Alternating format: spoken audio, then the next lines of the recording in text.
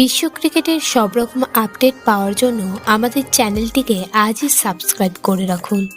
চেন্নাইয়ের মাঠে শিশির পড়ার আশঙ্কা করেছিলেন সঞ্জু স্যামসং, তাই টস জিতে আগে হায়দ্রাবাদকে ব্যাট করতে পাঠান তিনি। এদিন ১৩ রান দিয়ে ৩ উইকেট তুলে নেন বোল্ট। ৫ ওভারের মধ্যে ৩ উইকেট চলে যায় হায়দ্রাবাদের, কিন্তু তাদের আগ্রাসী ব্যাটিং রানের গতিকে কমতে দেয়নি। পাওয়ার প্লেতে প্রায় ৭০-এর কাছাকাছি রান তুলে নিয়েছিল তারা। দক্ষিণ আফ্রিকার ব্যাটার ৩৪ বলে এদিন করল ৫০ রান। তিনি হায়দ্রাবাদকে লড়াই করার মতো রানের পুঁজি দেন। রাজস্থানের হয়ে লড়াই করলেন এদিন ধ্রুব জুরেল। দলের বাকি ব্যাটারেরা না পারলেও তিনি শেষ পর্যন্ত লড়াই করলেন। যশস্বী ওপেন করতে নেমে ৪২ রান করেছিলেন। বাকি ব্যাটারেরা কেউ ২০ রানের গন্ডিও পার করতে পারেনি এদিন। সেখানে জুরেল ৩৫ বলে ৫৬ রান করেন। অপরাজিত ছিলেন তিনি, কিন্তু দলকে জেতাতে পারলেন না। হেরেই আইপিএল থেকে বিদায় নিতে হলো রাজস্থানকে।